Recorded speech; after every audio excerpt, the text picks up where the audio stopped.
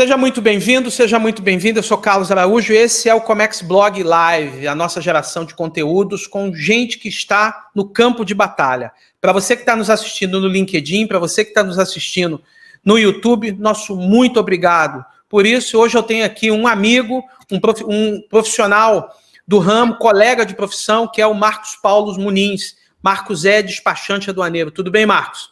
Beleza, boa noite. Estou bem, graças a Deus. É um prazer imenso estar aqui com vocês, poder ter esse bate-papo contigo. E vamos que vamos, estamos aí. Pois é, para você que chegou agora, a gente tem sempre um aviso a dar, né? Isso aqui tudo é ao vivo. Então, se entrar alguma criança no meio, nós todos que estamos em casa, não fique... não acho que isso é descontrole da nossa parte, faz parte do dia a dia. Se essa conexão cair, também fique aí nesse mesmo lugar que a gente vai voltar. Marcos e eu hoje temos muita coisa para falar aqui sobre a importação de vinhos. Afinal, é uma coisa que tem crescido muito no Brasil, ainda tem muito que crescer, mas que é muito burocrática, né, Marcos? Sem dúvidas. Pois é. Marcos, assim, apresentar você de novo. Você é especialista na importação de vinhos. O nome da sua empresa é Dinâmica Assessoria em Comércio Exterior, é isso? Exatamente. Hoje nós temos os principais clientes entre os maiores importadores de vinho, né, do país. Nós desenvolvemos um trabalho com qualidade, um trabalho com precisão e vem trazendo ótimos resultados aí para os envolvidos, né? Já trabalho com comércio exterior há mais de 20 anos, então já alonga a bagagem e de conhecimento, enfim. Então, nós estamos aí. A Dinâmica Assessoria, ela está há uns 8 anos no mercado, mais ou menos, né? 8 a 9 anos no mercado, como empresa, mas tem se destacado mês após mês com o que vem desenvolvendo aí no mercado. Pois é. Marcos, vamos começar então. Quais são os registros necessários que são necessários, melhor dizendo, para se importar vinhos no Brasil, vinhos e derivados? Perfeito. Bom, para uma empresa poder estar importando, né, ela precisa primeiramente ter um registro na Receita Federal chamado Radar, né, com base na Instrução Normativa 1603 de 2015 e algumas alterações que vieram sofrendo aí, né? E após esse radar deferido, a empresa solicita junto ao Ministério da Agricultura um pedido de registro de estabelecimento, né? Para fazer essa importação desse vinho. Então, sem isso, sem chance. Então, radar, quer dizer, precisa ter um CNPJ, não dá para se trabalhar, ser importador no Brasil sem ser sendo pessoa física, e um registro no Ministério da Agricultura. Falando desse registro no Ministério da Agricultura, de uma forma geral, ele é complexo, assim como a Anvisa, porque tudo que é complexo a gente pensa na Anvisa, ou ele é mais simples? Não se compara com o da Anvisa, não, com certeza. Eu acho que o da Anvisa é outro patamar, né? É outro nível de dificuldade, mas é um registro fácil de conseguir, né? Nada impede de você conseguir ele, desde que você siga aí umas exigências necessárias, mínimas. Direto com o Ministério da Agricultura, né? Exatamente, diretamente com o Ministério da Agricultura, onde um dos principais pontos é o KNAI, que ele exige que você tenha um KNAI específico para importar, comercializar, enfim, distribuir bebidas, entre eles os vinhos. E sobre a operação, assim, eu vejo muitas pessoas interessadas em ser importador de vinhos. A primeira coisa que eu falo assim, você é do ramo? Porque se você é do ramo, legal, continue, porque tem muito mercado. Mas depois de negociado, o que o importador deve se preocupar para que a operação saia dentro da legalidade? Então, são várias questões, né, que tem que se preocupar, tem que analisar e deixar bem linkado e bem redondinha antes de iniciar o processo, porque isso vai fazer toda a diferença para você lá no final, né? Deve se preocupar com as questões de rotulagem, na origem, no destino, que Existem legislações brasileiras que têm os parâmetros e as informações necessárias que tem que conter na rotulagem. O preenchimento corretamente dos documentos, né? Vamos aí falar na parte da importação dos vinhos. Nós temos o certificado de origem, que tem um modelo específico, um certificado de análise, tem um certificado de tipicidade, de livre venda, além dos demais documentos, né? Que a gente pode estar apontando aí como corriqueiros no comércio internacional, como é a Commercial Invoice, o Packing List e o conhecimento de embarque. Então, esses são os documentos mínimos exigidos para iniciar primeiro o processo junto aos órgãos anuentes. Falando do certificado de origem e de análise, que até o mercado era chamado de COA, né, um documento só, e acho que a última legislação mudou, viraram 2 documentos, mas você está falando que é uma legislação específica sobre isso? Ou seja, eu tenho de dizer ao exportador como é que ele vai emitir este documento? Ou seja, uma interferência direta lá fora? De uma certa forma, sim, né? No certificado de análise, nem tanto, né? O que mais vem sendo exigido é quanto aos parâmetros analíticos, né, utilizados na análise deste vinho, que é feita na origem, por um laboratório credenciado junto ao Ministério da Agricultura no Brasil. Então, se esse laboratório for credenciado na origem, junto ao Ministério da Agricultura no Brasil, ele pode fazer a análise desses parâmetros. A IN, né, tem várias aí que estão regendo a parte de importação de bebidas.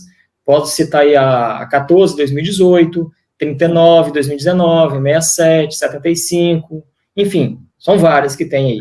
Já cansei. Então, assim, a gente tem bastante trabalho aí para filtrar isso tudo, né, com que realmente vai fazer toda a diferença.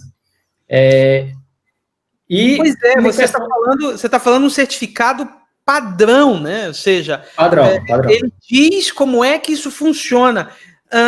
Eu acredito que isso encarece o processo, ou seja, vira uma objeção lá fora, ainda mais quando você fala de pequenas vinícolas que produzem uma quantidade pequena de vinhos. Quando você diz para ele tem que ser nesse padrão, isso pode ser um problema, né? Sim, logo que essa instrução normativa ela passou a ser exigida, né, agora, início deste ano, de forma mais assídua, né, vamos colocar assim, onde que não há mais a forma de aceitar os modelos antigos, que não tinha alguns parâmetros, por exemplo, muitos laboratórios, inclusive, lá fora, não conseguem fazer todas as análises que é exigida. Então, muitas das vezes, isso até inviabiliza a importação, né? Que pode ser o caso, por exemplo, do exportador lá ter que mandar o vinho para outro país para fazer a análise daquele ponto ou daquele item para que seja viabilizada essa importação, né? E isso tem um custo. E, infelizmente, quem vai pagar esse custo? É o consumidor final, que isso, querendo ou não, vai entrar no custo do produto, né? Pois muitas vezes quando você fala para uma vinícola pequena que ele tem que fazer isso, ele desiste, não vai vender para você e acabou. Desse jeito não dá para vender para o Brasil, né? Sim, a não ser que o importador assuma o pagamento desses custos, né? Então, o que muitas vezes acaba também sendo um problema para o lado de cá, a não ser que seja um vinho que você queira muito, que o mercado queira muito, e aí vai valer a pena isso, né? Exatamente. Isso para o certificado de análise, né? Aí nós temos o certificado de origem, que também tem um modelo padrão, onde que nós sofremos muito com os exportadores, principalmente da Europa, tá? Em relação ao que preencher em determinados campos, porque existe alguns campos que tem que ser preenchidos de acordo com o que é exigido pelo Ministério. Então, assim, e o entendimento, muitas vezes, lá fora é diferente da legislação brasileira, né? Então, por exemplo, um grande problema, né, que a gente acaba enfrentando quanto à denominação do vinho. Muitos não entendem, né, não entendem que a denominação do vinho que eles se falam no certificado de origem refere-se a vinho tinto, vinho fino tinto seco, ou vinho branco, entendeu? Eles vão lá e colocam o nome do vinho, a marca do vinho, por exemplo, ou a indicação geográfica. Então, isso acaba trazendo atrasos, transtorno, enfim, problemas, né? Pois é, Marco. Só quem está no meio, quem sofre no dia a dia, como eu gosto de falar aqui, quem está com o pé no barro é que consegue saber disso. E muitas vezes errando na primeira vez, porque isso não está escrito em lugar algum, isso não aparece nos livros, e quando você vai se dar conta, já errou, já atrasou, o documento está feito. É essa reclamação que no exterior tem da gente. Como é que a gente quer se meter num campo que tem que ser preenchido? Exatamente. E assim, hoje nós batemos muito nessa tecla com os clientes, entendeu? E não é querendo ser o despachante chato ou não, ou a pessoa chata, né, que está exigindo detalhadamente tudo isso, mas é pensando no que o processo lá na frente vai sair redondo. Eu não vou ter nenhum tipo de problema no processo, né? É com essa intenção que nós exigimos, às vezes, até demais de alguns pontos. Mas o que você está falando aí de despachante chato, despachante enjoado, esse é o nosso papel. Eu falo isso, temos 172 anos e a gente, o nosso papel é simplificar esse processo. A legislação está aí, ela é complexa, tem inúmeros procedimentos e o importador, o que ele sabe fazer é vender. Quem está nos vendo e ouvindo aqui, que trabalha na ponta, que vende, quer saber de vender, quer o vinho aqui em quanto tempo e o custo. Mas tem um meio de campo que precisa ser feito que alguém tem que fazer. Esse é o papel do despachante aduaneiro. É você dizer assim, cara, não vai passar. Ou você segue esse procedimento, ou não. E isso não tem computador que vai fazer. É a pessoa, é o especialista, é quem vai fazer.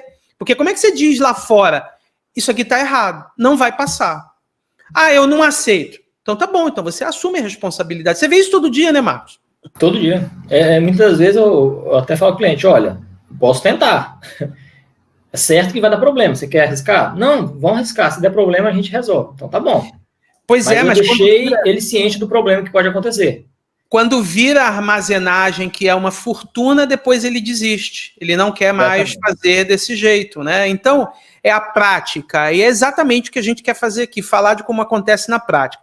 Você tocou num ponto aí que é muito importante, rótulos. Eu acredito que isso seja uma baita dor de cabeça, não? Porque a gente, tô vendo aí nos comentários, por sinal, você tá cheio de fãs aqui, isso é muito bom. Cheio de fãs.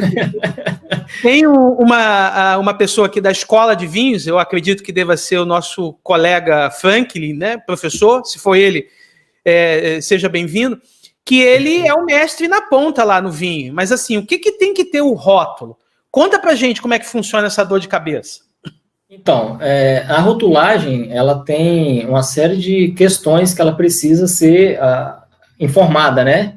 Tanto no rótulo principal, quanto no contrarótulo desse vinho, que é exigido pela legislação brasileira, onde que se não estiver essas informações mínimas exigidas, o Ministério da Agricultura pode vir a exigir que eu coloque. Então, eu vou ter um custo de reetiquetagem desse produto, né?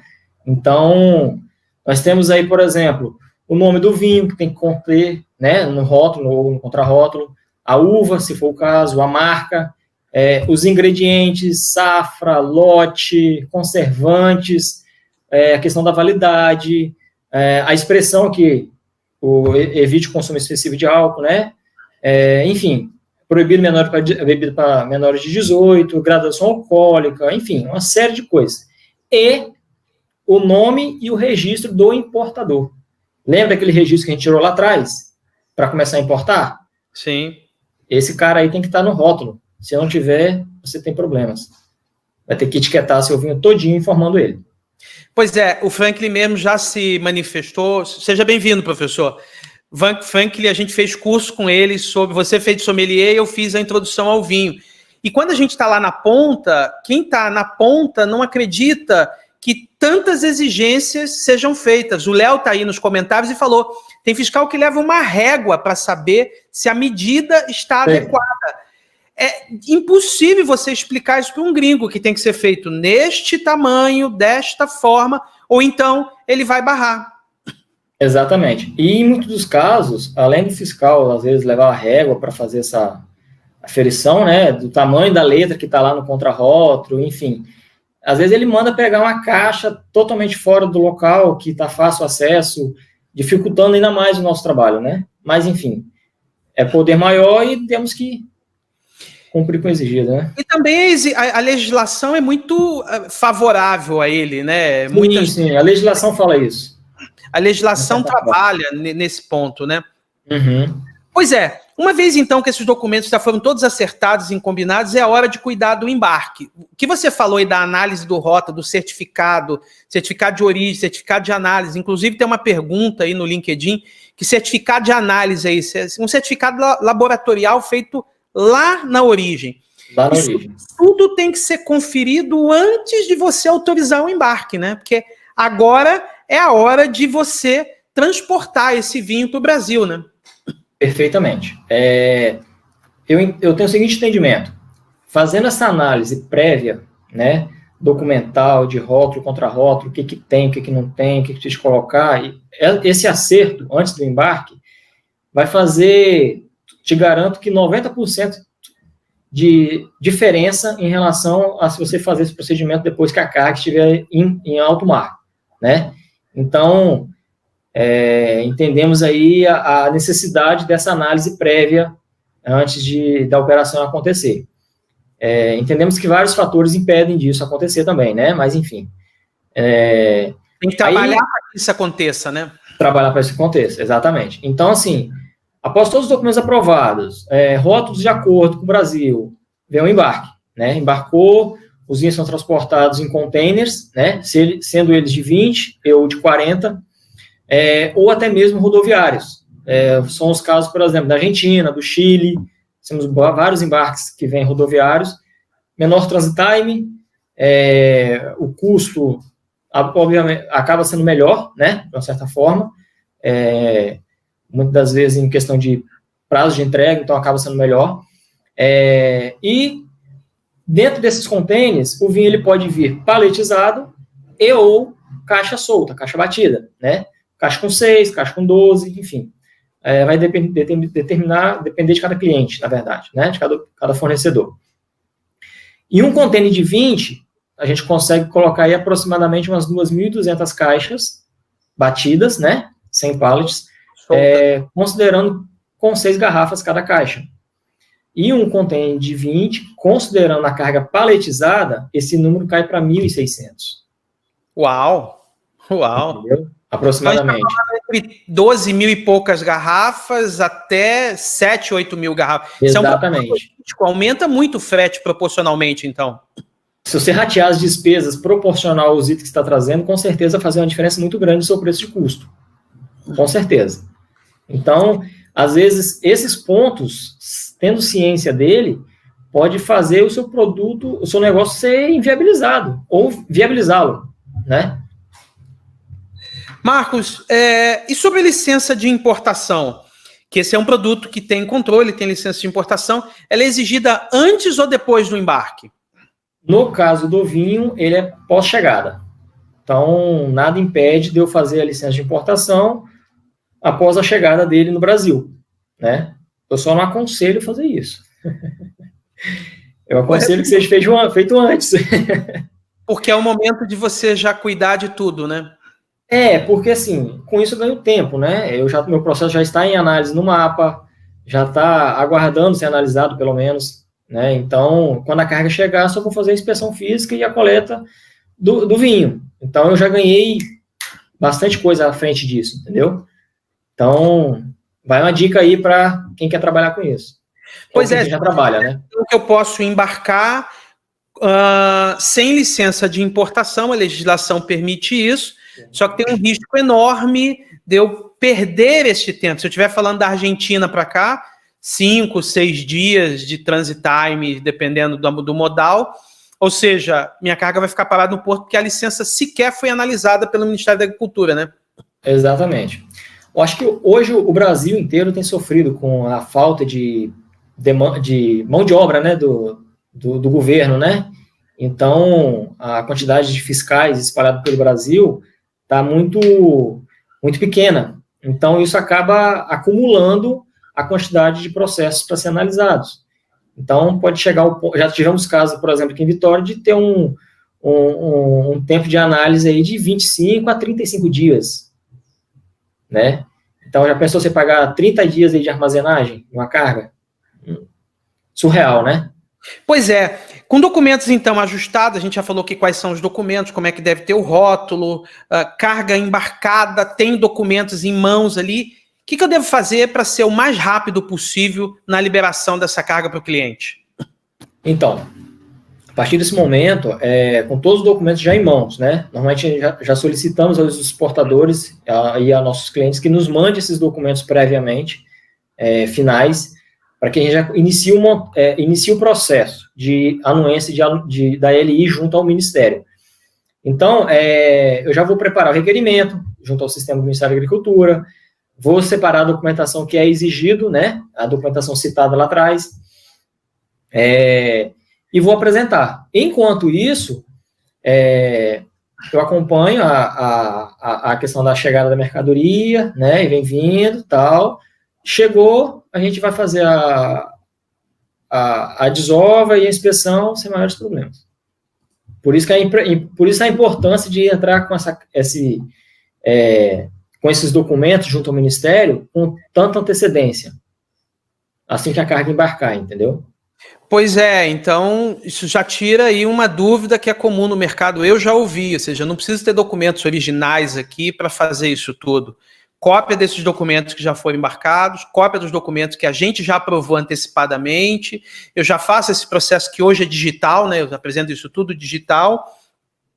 E, assim, carga chegou, documentação já averiguada, o que você faz no seu dia a dia? Qual o próximo passo que você toma para antecipar a liberação junto para o seu cliente? Então, a carga chegou, né? Se o processo já foi analisado, a partir do momento que ela entra no terminal, já é solicitada a desova, né? De imediato.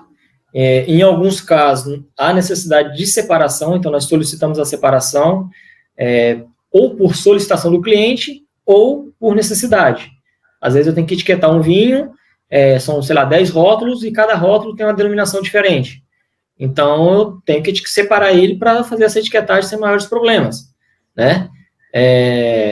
Às vezes até para coleta, então há essa necessidade, né? Então, a gente tenta não perder tempo. A carga chegou, já vai correr atrás disso para que, quando execute a desova, na próxima inspeção a gente já esteja lá com o fiscal para fazer a inspeção.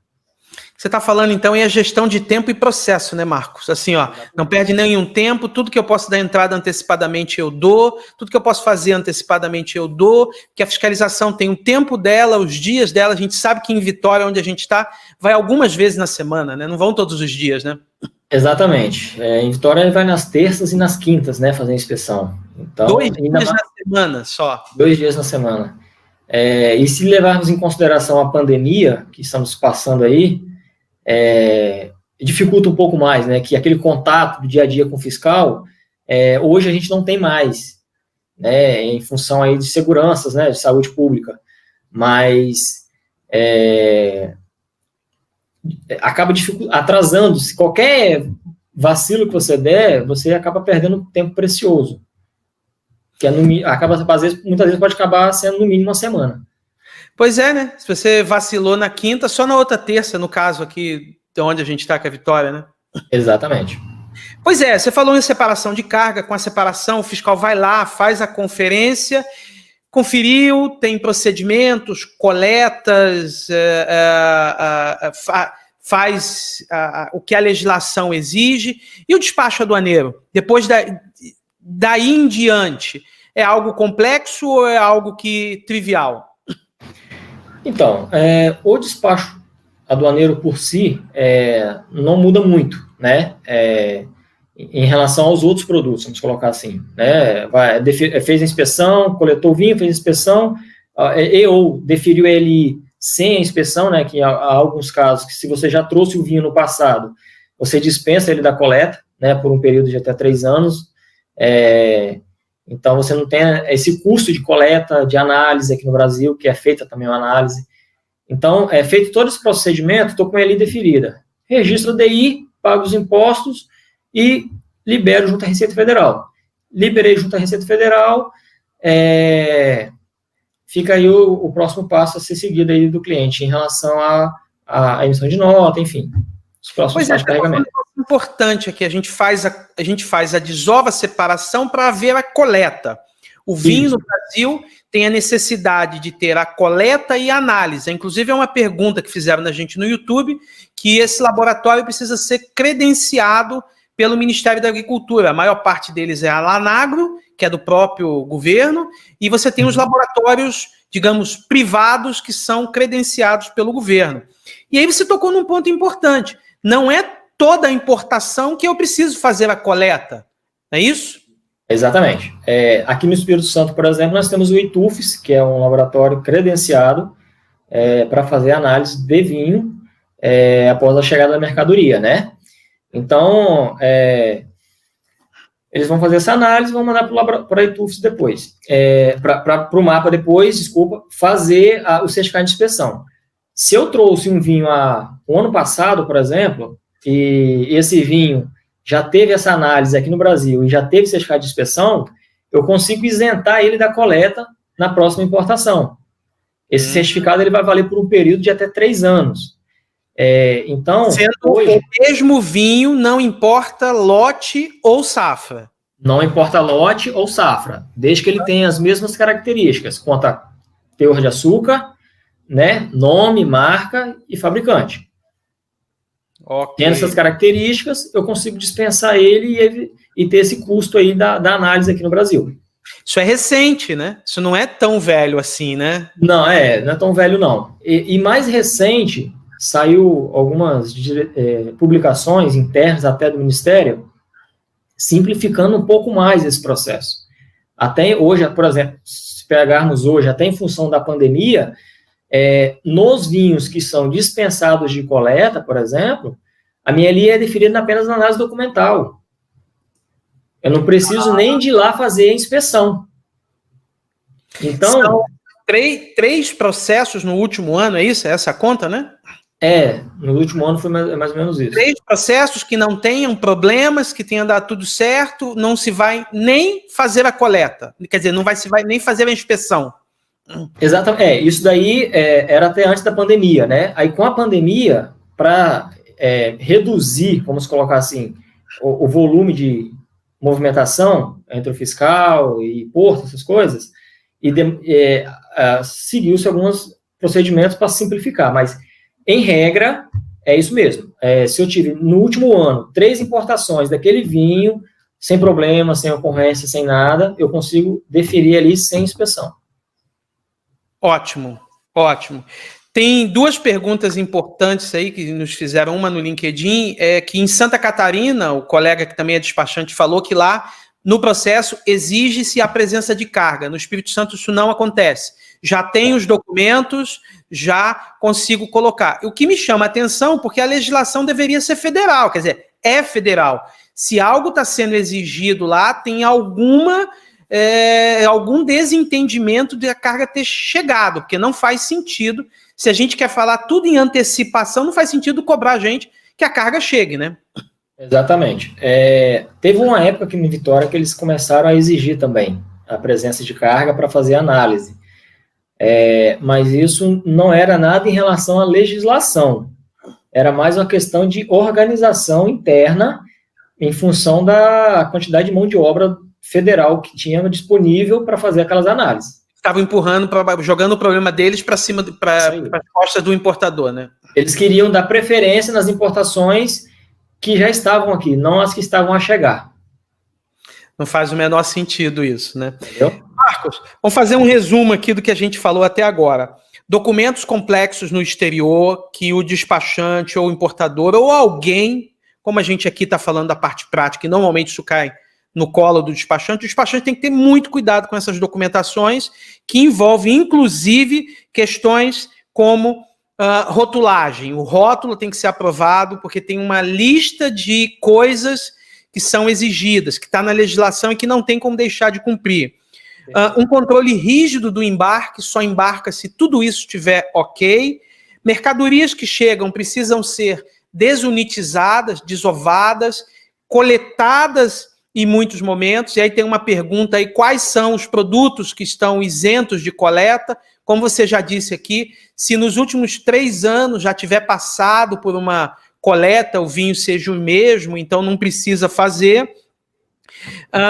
Análise documental quando chega no Brasil, análise física do mapa que vai lá, pega a garrafa, olha o rótulo, como o Léo bem disse aí, muitos até colocam uma régua para saber de tudo isso, e tudo isso com taxímetro correndo, porque a armazenagem está acontecendo. Ou seja, não é fácil ser importador de vinhos no Brasil, e boa parte do preço que a gente paga na gôndola tem a ver com isso. Agora eu quero fazer uma pergunta importante. Quais são os problemas que você enfrenta no dia a dia, sem necessidade de falar dos seus clientes, mas de uma forma geral? O que pode ser melhorado junto aos importadores? Perfeito. Bom, tudo isso que você citou aí há pouco, nesse resumo que você fez, seria o melhor dos mundos para qualquer produto que nós, despachantes, estivéssemos liberando, né? Todo esse trabalho prévio seria, sem dúvidas, o melhor dos mundos e faria toda a diferença lá no final. Mas, infelizmente, né, não é. Nós temos aí a nossa caixinha de surpresa, chamado comércio exterior, né? E podemos citar alguns problemas em relação ao vinho, vamos colocar mais precisamente, né? Em relação ao preenchimento de documentos, dos documentos principais para o vinho, para a importação do vinho, que são certificado de origem e de análise. Esses documentos, nós sofremos muito para conseguir esses documentos, da forma que é exigida a legislação, né? Muitas das vezes, o cliente até acaba perdendo a cabeça com o exportador, porque o cara não quer corrigir o documento, ou porque ele não consegue, ou até porque quem está fazendo aquele documento ali para ele, não é ele no sistema dele ou no formulário dele. É a própria CCI, né, que está credenciada no Ministério, é no sistema dela. Então, são vários esses fatores acaba fazendo com que dificultem muito as correções nos documentos que nós solicitamos aos clientes, né? Igual eu falei lá atrás, não é que nós estamos querendo ser chato, a gente tem tentado pedir ou solicitar, né, o que o mercado, o que exige a legislação, né? Salvando o bolso do importador. O importador que muitas vezes não quer entender isso, né? Porque acha que você que é chato, né? Graças a Deus, meus clientes, eu espero que eles não acham isso, né? Mas, enfim, então esse é um dos problemas. Um outro problema que a gente pode citar se essa análise nos rótulos não foi feita, ou se o exportador não quis fazer essa rotulagem lá fora, eu vou ter que fazer isso aqui no Brasil. Então, eu vou ter custo de armazenagem, eu vou ter custo de etiquetagem, eu vou ter custo de compra de etiqueta, é um tempo que demora para fazer essa etiquetagem. Então, são problemas, né? Um outro problema que eu posso citar aí também é o atraso em relação às análises, né, do Ministério em função da parte documental, em função da pequena demanda de servidores disponíveis para trabalhar, né? A gente vem sofrendo muito isso há muito tempo, e não há previsão de contratar novos servidores, isso que nos preocupa, né? A dificuldade de uma desova, por exemplo, de um container no terminal, em função de várias demandas, né? Com esse dólar alto, do jeito que está, euro aí, muitos importadores estão desovando tudo, então há uma grande demanda de desova. Enfim, problemas tem vários, né?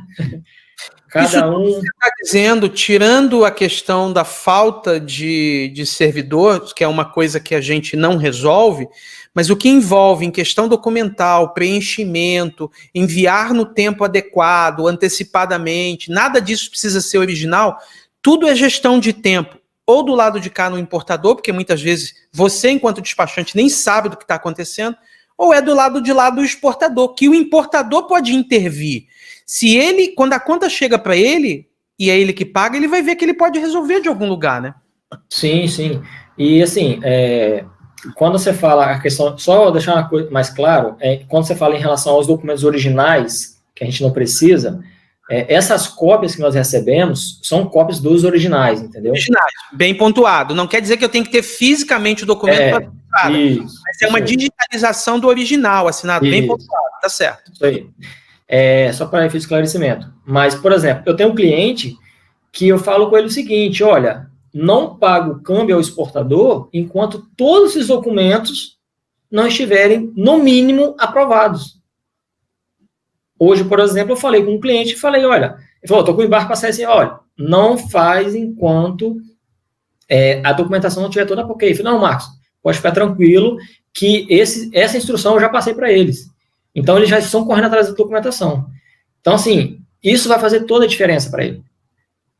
No prazo final da mercadoria dele estar aqui em Vitória, ou no Brasil, enfim, está liberada, né, com rapidez. Pois é, o Cristiano está falando aí no YouTube que os exportadores de pequeno porte têm sim uma dificuldade muito grande de entender essa documentação. É verdade, Cristiano, não tem dúvida disso. O nosso papel é justamente esse, simplificar esse processo. O que eu percebo é que muitas vezes eles sequer querem ler o que a gente manda. Eles não querem compreender. E aí é uma questão comercial, já não é mais uma questão operacional. Gente, vou comprar o vinho de você, desde que você siga isso aqui. Você pode seguir isso aqui? Não, é complicado. Então não tem negócio, porque a carga vai chegar aqui toda errada. E depois que chegou, como é que resolve? Não resolve. Corre o grande risco, dependendo da situação, até que devolver a mercadoria, né? Até ter de devolver. Pois é, a gente já está chegando no fim, e eu queria te fazer uma pergunta, assim. Você falou que depois da carga desembaraçada, ela vai para o terminal, ela vai para o armazém e já pode ser comercializada. Mas eu sei que tem ainda um outro documento que é o certificado de inspeção, né? Como é que funciona isso? Assim, o mapa manda para você, manda de que forma, que até onde eu sei, não pode ser comercializado sem esse documento aprovado, né? Perfeito. Após o desembaraço aduaneiro, né, o procedimento junto à Receita Federal, o Ministério da Agricultura, eu estou com a carga liberada, o meu cliente ele pode emitir a nota fiscal de entrada e de carregamento. Igual você falou, ele não pode comercializar esse vinho, ele não pode vender. Nada impede que ele deixe essa carga no CD dele. Desde que um documento que eu faça, na hora que eu estou preparando a documentação para o Ministério, eu informe onde que essa mercadoria vai ficar armazenada enquanto esse documento chamado certificado de inspeção saia. Entendeu? Então, ele pode, sim, desembaraçou, tirar do terminal que está pagando a armazenagem e colocar no armazém dele, sem problemas. Ele só não pode comercializar. Esse documento, ele é emitido após a análise do laboratório aqui no Brasil, credenciado, e essa análise é enviada via correio eletrônico para o Ministério, e o Ministério vai emitir esse documento, chamado certificado de inspeção, tornando apto aquele vinho para o comércio, né? Esse documento é enviado para nós em forma de correio eletrônico também, e nós encaminhamos para os clientes. Com isso, ele já pode comercializar o vinho sem problemas nenhum. Considerando, então, um vinho que precisa fazer coleta, desova, separa, está tudo pronto, documentação toda ok, vai lá, coleta, coloca aqueles selos na boca do vinho como lacre, você entrega no laboratório. O laboratório vai fazer a análise e o resultado manda direto para o Ministério da Agricultura. Estando tudo ok dentro dos parâmetros, é emitido, então, o certificado de inspeção e aí pode se comercializar. E quando dá errado? E quando o certificado de inspeção está fora do padrão? Aí nós temos alguns foras do padrão, vamos colocar assim, né? Vamos pensar no padrão, por exemplo, o teor alcoólico foi superior ou inferior ao exigido na legislação, né? Então, vai ser necessário solicitar a origem um documento chamado tipicidade. Ele vai mandar, apresentamos, sanou aquele problema, ok. Essa discrepância, vamos colocar assim, foi em relação ao teor de açúcar, né? Na análise de origem, falou que o vinho era seco. Só que na análise aqui no Brasil, falou que o vinho era meio seco. Eu vou ter que reetiquetar o vinho todinho, para depois que ele ser reetiquetado, o Ministério comprove, né? E emite esse certificado de inspeção. Fora isso, Deferiu a licença de importação, desembaraçou, não quer dizer que está certo ainda, né? Tem que esperar o resultado da análise. Exatamente. Não é fácil ser importador de vinho no Brasil, né? Tá vendo aí? Isso é para o Franklin, né? Que é o nosso professor de vinhos. Ele tá vendo um negócio na ponta. Até chegar lá para ele, tem toda uma procissão, né? É um árduo trabalho. E se o vinho estiver inapto? O Gelson está fazendo essa pergunta aqui. Está fora da legislação, não tem como corrigir. Devolve? Depende. Temos duas situações. Foi publicado uma instrução normativa em 2017, que fala o seguinte, que na verdade é uma lei, né? A lei do rechaço. Se esse produto ele não estiver apto apenas para a legislação brasileira, eu tenho a obrigação de devolvê-lo ao exportador. Ok? Agora, se esse produto está inapto ao consumo humano, independentemente, seja no Brasil, seja na Europa, seja na América, qualquer país que ele esteja inapto, aí sim, aí eu tenho que solicitar a destruição. Que custa caro e sai do bolso do importador. Todos os dois casos. Todos os dois casos. Então, exatamente. Agora vamos fazer uma cronologia, né? Laboratório. Primeiro, a vinícola, que o vinho é um estado da arte para ele, não é um produto industrializado. Para ele não é um produto industrializado, é o filho dele. O laboratório da origem, cheio de critérios e uma série de coisas. Chegar no Brasil e isso tá inapto é qualquer outra coisa menos seriedade comercial, né?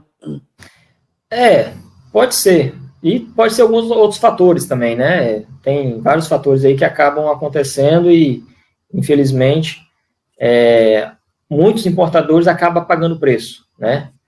É o que eu sempre digo, Carlos. Nós temos sempre que nos preocupar, independente do negócio, tá? Ou de tudo, até da vida.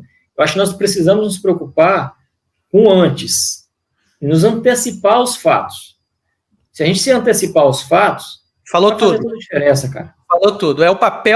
É um dos mais importantes papéis do despachante aduaneiro, é se antecipar aos fatos. Exatamente. Então, isso vai pesar no bolso do cliente lá no final, vai fazer diferença, né? Eu quero trazer um produto que nunca importei para o Brasil. Existem formas da gente ver se esse produto é viável. Existe forma de a gente saber se esse produto é permitido, seja ele pelo Ministério da Agricultura ou seja pela Anvisa. Que como que o vinho é destinado ao consumo humano, né? Alguns produtos que contém nele tem que ser autorizado pela Anvisa. Então tem uma lei lá que fala sobre isso. Então é uma série de coisas que, se você está na dúvida, pergunte. Não avance. Legal. A Letícia Rodrigues, no YouTube, fez uma pergunta bem interessante. Ela perguntou se o laboratório faz análise sensorial. Nós não somos a melhor pessoa para falar isso, o Franklin é que poderia nos ajudar, mas o que eu vejo das análises, elas são técnicas, né? Quantidade de cinzas, quantidade de teor alcoólico, é assim, né? A questão sensorial não envolve essa análise para o Ministério da Agricultura, né? A análise sensorial, eu acho que ela acontece mais depois que está liberado, está dentro da casa dos clientes, né? É o Franklin quem faz isso. O Franklin é bem especialista nisso daí. Mas, assim, no laboratório, as análises são feitas com equipamento. Todas elas são feitas com equipamento. Para cada tipo de parâmetro, muitas vezes tem até equipamentos diferentes para fazer essas análises. Inclusive, há aí uma lenda urbana de que nos laboratórios eles bebem tudo isso que sobra lá, né? Aí eu já não sei. Essa lenda urbana que, pelo amor de Deus, se eles fossem beber tudo que estava lá, acabaria com cirrose, né? Não é? Pois é. Chegou ao fim, meu amigo. Eu fico muito feliz de um especialista do ramo poder estar falando com a gente aqui. E você é muito querido, porque o que tem de perguntas aí nesse YouTube e no LinkedIn não está nos... Agradeço a gentileza de estar falando com a gente aqui, tá? Não, eu que agradeço a você essa oportunidade de podermos compartilhar um pouco do conhecimento, né? Eu acho que isso que o mundo está faltando, as pessoas compartilhar o pouco que sabem, e não quer dizer que eu sou melhor que ninguém, pelo contrário. Muitas das vezes, para que eu possa compartilhar algo que eu sei, eu vou aprender muito mais de quem está absorvendo. Então, conte comigo, se precisar sempre, como sempre te disse isso, e agradeço a todos aí que estão nos vendo, né, acompanhando. Se tiver alguma dúvida também pode me chamar, pode perguntar. Pois é, sobre dúvida, a gente não consegue responder a tudo aqui. Esse chat ao vivo e do LinkedIn, ele depois não vai para as perguntas. Então, ficou alguma pergunta que a gente não conseguiu responder, no LinkedIn você pode deixar escrito lá, que ele já cai direto, mas no YouTube, embaixo desse vídeo, tem uma área de comentários lá. Deixa suas dúvidas que a gente vai responder. Aquilo já fica lá direto, a gente vai responder. Muito bom que a gente possa ajudar as pessoas em momentos como esse, né? Levar conhecimento adiante, né? Obrigado pela gentileza mais uma vez. Perfeito. Eu que agradeço e conte comigo sempre. Vamos aí. E ó, você que ficou aqui até agora, muito obrigado. Se ainda não está inscrito no canal, em algum cantinho dessa tela aqui pelo YouTube, tem um link para você se inscrever. Se você estiver ouvindo isso pelo podcast, esse conteúdo também vai para o podcast, inscreva no podcast. E toda quarta-feira a gente tem uma live com um especialista. Então, já marca aí na sua agenda que a gente, toda semana, vai ter um conteúdo interessante, conteúdo prático, como esse que o Marcos trouxe pra gente aqui. A gente tem até um canal, um link. Se você quiser já ser avisado toda semana, ó, é só se inscrever aí. No mais, obrigado ao Marcos, obrigado a vocês do YouTube, obrigado ao LinkedIn e até um próximo conteúdo, gente. Valeu! Um abraço.